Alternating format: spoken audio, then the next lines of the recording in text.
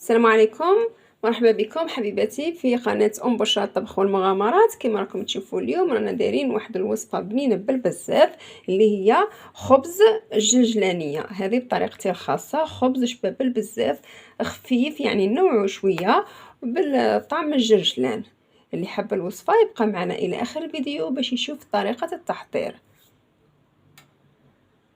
متابعيني الكرام، كما قلت لكم راح نحضروا هذاك الخبز البنين بالبزاف، خبز الجرجلانيه، يعني مكونات جد بسيطه. ابقاو معنا الى اخر الفيديو باش تشوفوا مراحل تحضير هذا الخبز البسيط والسريع وبنين بالبزاف. المكونات: خديت انايا 2 كيلات ونص كما راكم تشوفوا من هذه بعد ما تسيحيه، وناخذ نص كاس تاع الزيت هكذا،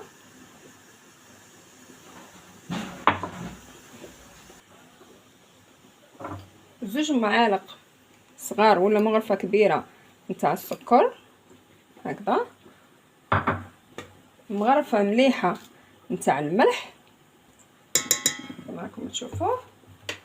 تبقى الخميره نحلوها في شويه حليب، يعني ناخذ 2 مغارف هكذا ونحلوها في شويه تاع الحليب هكذا.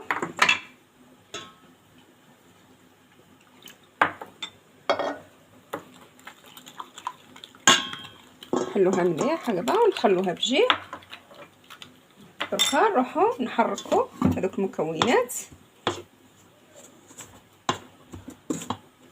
نضيفو بياض نسحقو بيضه، يعني الصفار نخليوه للتزيين والبياض نحطوه في العجينه. نضيفو البياض، يعني مكونات موجوده في المنزل. وهذا الخبز صدقوني بنين بالبزاف وخفيف ما شاء الله. نحركوه هكذا. دركا نبقاو نزيدو الحليب، نسحق واحد النصف لتر تاع الحليب هكذا. الحليب ما يكونش في الثلاجه، يكون على برا كما راكم تشوفوا. ونحركوا العجينه مليح هكذا، ورايحين بالطبيعه نعجنوها.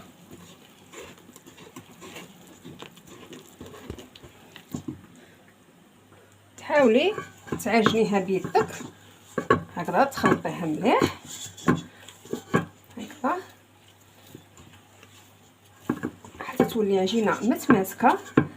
نزيدوها، تحبي تزيديها بالباتر تاعها العجينه، تحبي تعجنيها غير بيدك حتى اللي تحصلي على عجينه مليحه هكذا.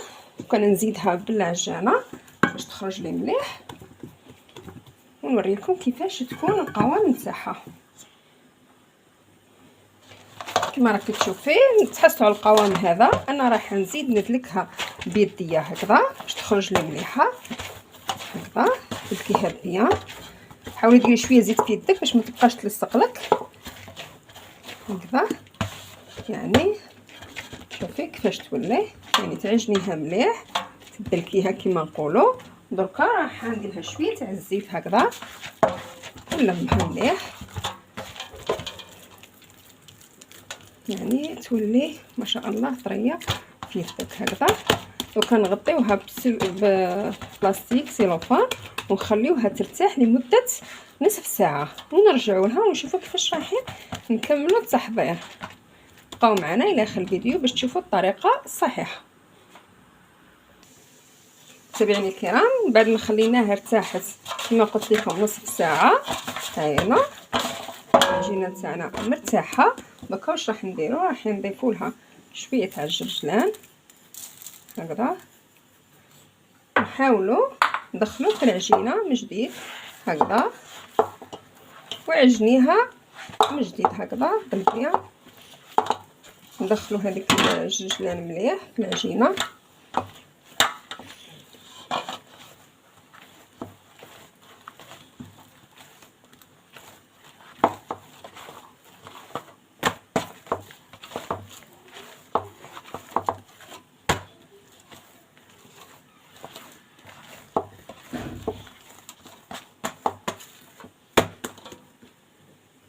كما راكي تشوفي بعد ما دخلنا الجرجلان هذاك مليح في لاباط نتاعنا، دوكا راح نديرو كويرات صغار خلاص هكذا كما راك تشوفي باش يكون عندها منظر مليح. ونحطوهم هكذا، نحطوهم في الصنيوه، نكونوا دهناها بشويه تاع الزيت هكذا. صدقوني يعني تخرج لكم بنينه بالبزاف، مذاق وشكل. هكذا حطوهم حدا بعضياتهم.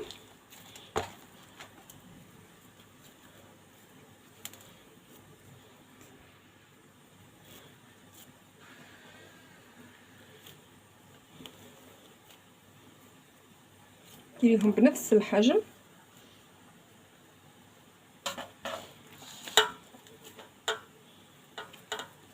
ثاني خلصوا كامل لاباط.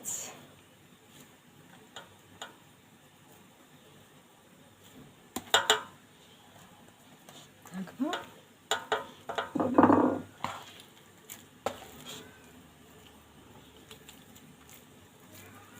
اللي ما ابوناش بلاشين ابوني باش ديما يطلع لها جديد تاع قناتنا. هكذا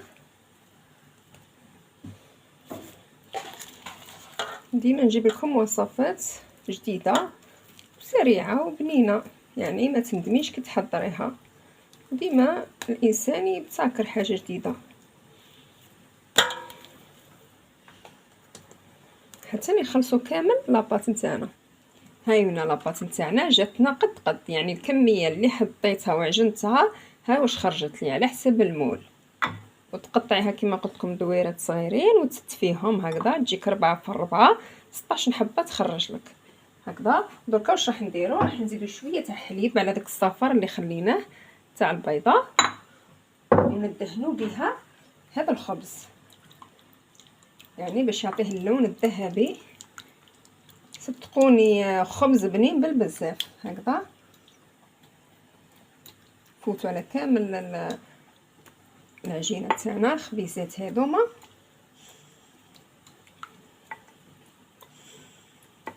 هكذا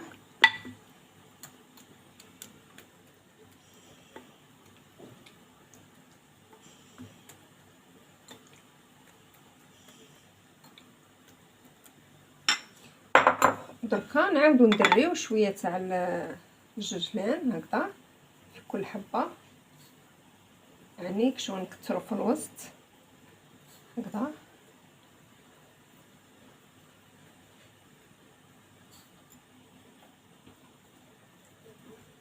لمحبين الجلجلان الوصفه هذه ليكم مهداة من عندي.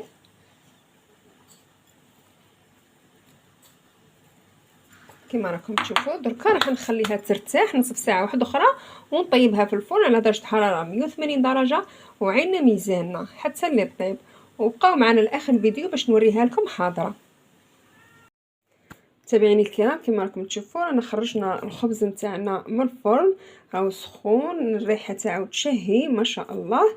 يعني جربوا هذه الوصفه وان شاء الله ما راحش يعني تكون مليحه ومفيده وتستنفعوا بها نتوما. وان شاء الله الى وصفه اخرى ان شاء الله. ما تنساوش تابونيو لاشين والى اللقاء.